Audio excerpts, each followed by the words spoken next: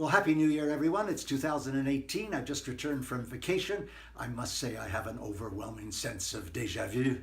The depressing international craziness that characterized 2017 seems to have leaked comfortably into 2018.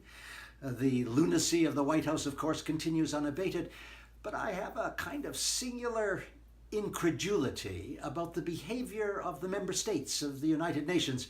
You may not have noticed, but on January 1st this year, the non-permanent members of the Security Council were in place as they assume the end of or beginning of their two-year terms, and the 5 new non-permanent members were accounted for.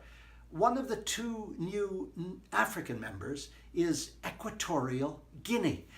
Now, Equatorial Guinea is a country that has been ruled for 38 consecutive years by the same dictator, a terribly ruthless person who's engaged in corruption and torture and extrajudicial executions, a perfectly vile human being who has been subject to, in the last 48 hours to an attempted coup, which was apparently thwarted.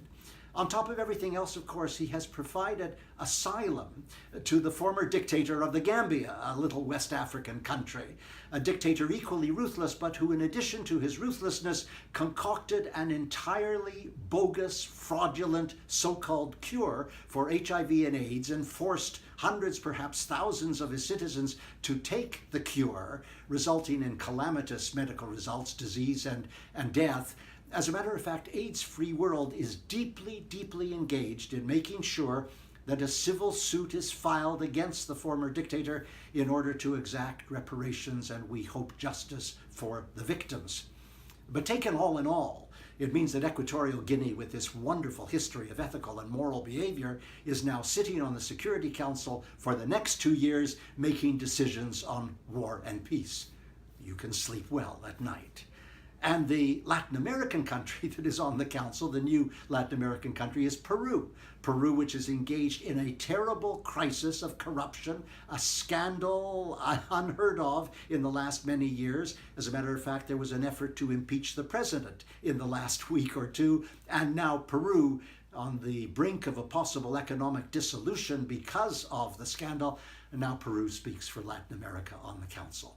And the Middle Eastern representative newly elected, Kuwait. Kuwait, which is a charter member of the Saudi Arabian-led coalition to reduce Yemen to a killing field. And they've been successful. 22 million citizens of Yemen are food insecure.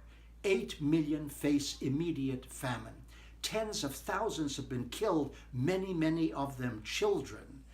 And in this war, which has now lasted 1,000 days, it has spawned the single greatest outbreak of cholera in human history. 1 million people are infected.